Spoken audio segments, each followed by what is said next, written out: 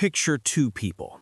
Same neighborhood, same grocery store, same daily commute. One earns $95,000 a year, the other earns $52,000. Now guess who has 18 months of living expenses sitting quietly in a high-yield savings account, growing every single month without a second thought. It isn't the one earning $95,000. It isn't even close. And that should genuinely bother you.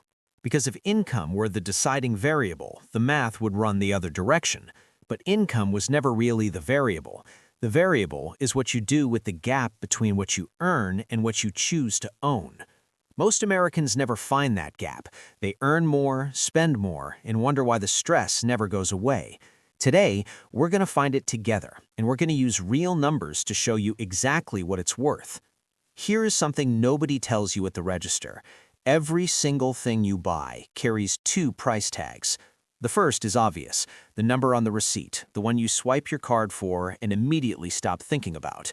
The second price tag is the one that quietly drains you for years afterward.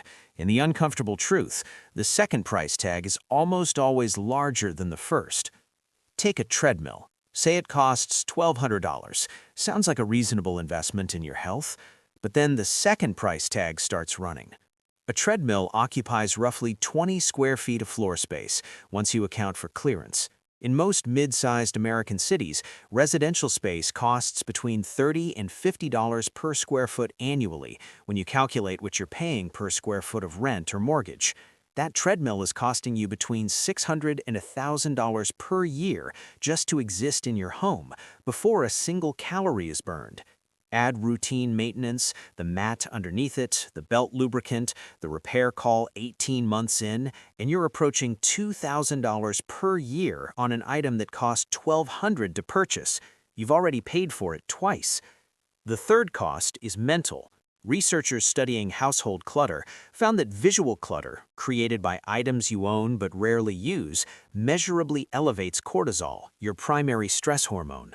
Your treadmill, draped in yesterday's work clothes in the corner of the bedroom, is making you more anxious, not dramatically, chronically, quietly, persistently. And the fourth cost is the one that matters most to anyone serious about building wealth: opportunity cost. That $1,200 invested in a low-cost index fund at a conservative 8% annual return becomes approximately $5,400 in 15 years. You didn't just buy a treadmill, you bought a treadmill instead of $5,400. That's the honest transaction. When you apply this framework across every category of spending, furniture, gadgets, cars, hobby equipment, seasonal decorations, the numbers become genuinely alarming. Minimalist money principles are simply a rational response to this reality. You stop acquiring things carelessly, not because you hate nice things, but because you've done the actual math, and most things don't survive the calculation. Here is a simple framework that will quietly change how you evaluate every purchase for the rest of your life. It's called cost per use, and it's brutally honest in a way that marketing, social pressure, and in-the-moment emotion never will be. Take the total cost of an item, divided by the realistic number of times you'll actually use it. What you get is the only number that matters, not the sale price, not what your neighbor paid, not the original retail value, the cost per use. Run the math on a specialty kitchen appliance priced at $280. Most specialty appliances get used between 4 and 8 times per year after the initial excitement fades. Being generous, say 10 uses in year 1. $280 divided by 10 uses is $28 per use. That is an extraordinarily expensive way to make food you could produce with tools you already own. Now contrast it with a quality chef's knife at $160. Use it every single day, and over a year that's 365 uses. $160 divided by 365 uses is approximately 44 cents per use. The knife that costs more is dramatically cheaper, not because of the price tag, but because of how the math resolves. Scale this to cars. The average new vehicle in America costs around $48,000. Factor in financing over a 5-year loan, and total outlay often approaches $60,000. Most Americans drive about 12,000 miles per year, which puts acquisition cost at roughly $1 per mile before insurance, fuel, or maintenance. A reliable used vehicle purchased outright for $14,000 with similar usage lands at approximately 23 cents per mile. That's not a rounding error. That's the difference between building wealth and servicing debt on an asset that loses 20% of its value the moment it leaves the dealership. Here's where the psychology gets interesting. Most people don't run this calculation, not because they lack the math skills, it's that they don't want the answer. The purchase already feels good, the dopamine is already flowing, and every sale deadline, every limited time offer, every today-only discount is specifically engineered for you to pause long enough to do the arithmetic. Urgency is the enemy of rational capital allocation. Financially intelligent people treat it as a manipulation tactic, not a legitimate reason to accelerate a spending decision. When something feels urgent, that's exactly when the 24-hour pause becomes non-negotiable. Most purchase desires, left unacted upon for a single day, evaporate entirely, not because the item lost its appeal, but because the manufactured urgency dissipates when you step away. What remains after 24 hours is the genuine evaluation. Do I actually want this at this cost per use against this opportunity cost, given what I'm trying to build? Sometimes the answer is yes. A great mattress used every night for a decade has extraordinary cost per use economics. Quality boots worn consistently for several winters justify a premium price point. Buy those things. But the specialty appliance, the impulse gadget, the item you're buying because you saw it somewhere and felt something, run the math first. The calculation almost always tells you the truth, even when you'd rather not hear it. Here is an exercise most people are afraid to do, not because it's complicated, but because of what it reveals. Walk through your home, room by room, and ask yourself one simple question about every single item you see. If this disappeared tomorrow, would I spend money to replace it? Not could you, not should you, would you? Honestly, open your wallet and go buy another one. That bread maker on the second shelf, the fondue set used twice in 7 years, the exercise bike currently functioning as an expensive and structurally complex clothing rack. For the overwhelming majority of items in the average American home, the honest answer is no. And that answer is more financially significant than it appears, because these items have negative value in your life. Not zero, negative. They cost you storage space, which costs you money in rent or mortgage every single month. They cost you mental energy, the low-grade cognitive overhead of organizing around them, cleaning near them, occasionally feeling guilty about not using them. They cost you clarity, because a home full of things you wouldn't replace is a home optimized for no one's actual life. Most American homes contain evidence of at least 4 or 5 previous versions of the person who lives there. The fitness phase, the cooking phase, the DIY phase, the outdoor adventure phase. Each left behind equipment that made perfect sense at the time and makes almost no sense now. Minimalists aren't people who never go through phases, they just don't allow past phases to hold permanent real estate in their present home. So what do you do with items that fail the replacement test? Sell what has resale value. A reasonably maintained piece of exercise equipment might bring $300 to $600. Invested in a broad market index fund at 8% average annual return becomes $650 to $1,300 in 10 years. You didn't just declutter, you initiated a compounding position from an asset that was previously costing you money to exist. Donate what someone else could use. Discard what serves nobody without guilt. And here's the key. The replacement test is not a one-time event. It's a recurring discipline, because accumulation, left unexamined, always rebuilds itself. Small, consistent, deliberate, that's the rhythm that works. Removing 3 items per week is sustainable. Removing 300 in one overwhelmed weekend gets postponed and never happens. What emerges on the other side are rooms that feel genuinely larger without a dollar spent on renovation, cleaning routines that take half the time, and a permanent shift in your relationship with purchasing itself. A quiet internal voice that asks before the next purchase the question that changes everything. Would I replace this if it disappeared? That question arriving before the purchase rather than years afterward is worth more than any budgeting app or financial seminar. No major purchase exists in isolation. Every significant item you bring into your life arrives with an invisible ecosystem of supporting costs, ongoing expenses, and lifestyle adjustments that were never advertised and rarely anticipated. The purchase price is the cover charge. The ecosystem is what you actually pay. Consider the boat. Someone buys a modest recreational vessel, used for $28,000. Then the ecosystem activates.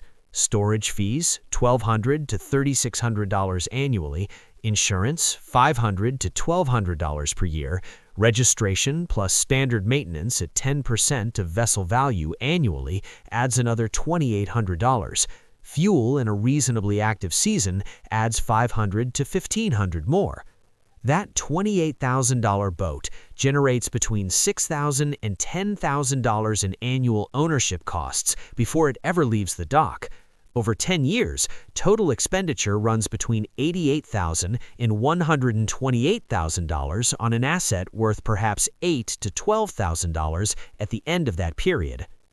Industry data suggests the average privately owned recreational boat gets used between 15 and 30 days per year. At $10,000 in annual costs, 15 days of use represents $667 per day on the water. 30 days represents $333. Compare that to renting a boat for $150 to $350 per day with no storage, no insurance, no maintenance, no depreciation, and complete flexibility every time. For most American families, the rental math is significantly more rational than ownership. Here's where the real wealth-building opportunity lives. The lifestyle multiplier works just as powerfully in reverse. Eliminating one major possession often eliminates an entire ecosystem of related expenses at once. Sell the boat, and the storage, insurance, registration, maintenance, and psychological overhead all disappear simultaneously. That's potentially $8,000 to $10,000 per year returning to your capital decisions. $8,000 per year invested at 8% average annual return becomes approximately $116,000 in 10 years. Not from earning more, not from a side hustle, from eliminating one ecosystem. This is why financially intelligent Americans aren't evaluating the item, they're evaluating the ecosystem, asking what owning this actually costs annually in real dollars, then asking what that annual figure compounded over 10 or 15 years represents in foregone wealth. When the question is framed that way, with honest numbers, the decision becomes substantially clearer. Here's a question most high earners have genuinely never asked themselves. What does enough look like? Not what you want, not what could you theoretically afford. What is actually enough for you to live well, feel secure, and experience genuine satisfaction on a consistent basis? Most people cannot answer that question, and that inability is one of the most expensive financial conditions in the American middle and upper middle class. Without a definition of enough, there is no finish line. Income increases and lifestyle expands to absorb it. The raise arrives, and within 6 months, the new salary feels as tight as the old one did. This is why Americans earning $150,000 per year report feeling financially stressed at nearly the same rate as Americans earning $60,000. The income changed. The gap between income and spending did not. Here's the math. Person A earns $140,000 and is never defined enough. Lifestyle expanded to approximately $128,000 annually. They save $12,000. Person B also earns $140,000. Early in their career, they defined enough, a modest home, a reliable used vehicle, budgets calibrated to comfort rather than performance. Their spending lands at $68,000. They invest $72,000 per year.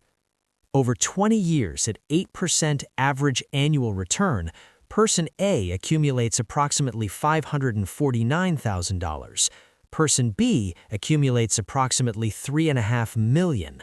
Same salary, same years of work, a difference of nearly $3 million produced entirely by whether someone defined what enough looked like before the money started arriving. That is not a minor optimization. That is the entire ballgame. Financially intelligent Americans make the definition of enough an explicit, written, revisited financial decision, a specific, documented standard. This home is sufficient. This vehicle is adequate. This wardrobe meets my needs. When temptation arises to exceed those standards, they refer back to the document rather than deciding afresh in a moment of desire, when desire is the worst possible advisor. What you're actually buying when you choose not to exceed your definition of enough is optionality, the ability to make real choices when life requires them. Can you leave a job that is quietly destroying your mental health without a replacement lined up? Can you handle a family health crisis without financial catastrophe? Can you retire years earlier? Can you say no to a situation that compromises your values? These questions determine whether your life is lived on your terms or on the terms of whoever is currently signing your paycheck.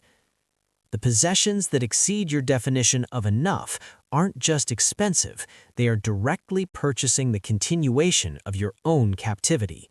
Every upgrade beyond adequate transportation, every renovation beyond genuine need, all of it trades freedom for stuff. And the exchange rate, when you do the math, is extraordinarily unfavorable. Here's something the financial content industry rarely discusses. The relationship between minimalism and money flows both ways. As your savings grow, as your investment portfolio begins compounding, as your emergency fund reaches 6, then 12, then 18 months of expenses, something shifts psychologically. The compulsive urge to acquire begins to lose its grip.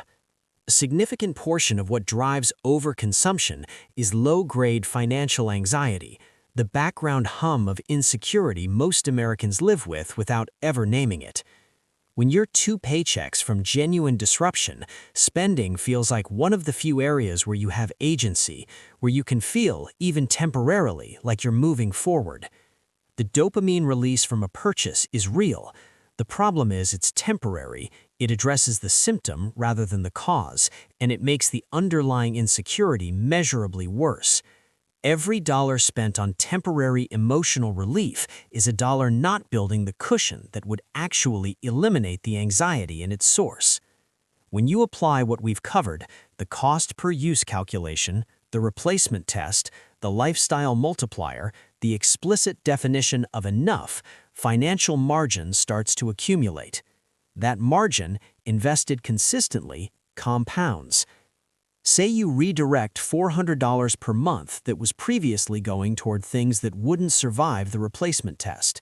At 8% average annual return, that grows to approximately $69,600 in 10 years. In 20 years, it approaches $192,000.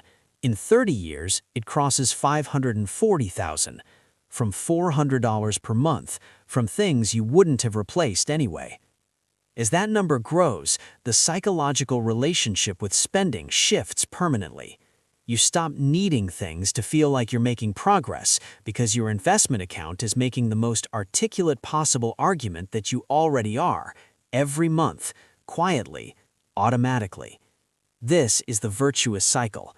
Intentional spending creates margin. Margin invested creates growth. Growth creates security.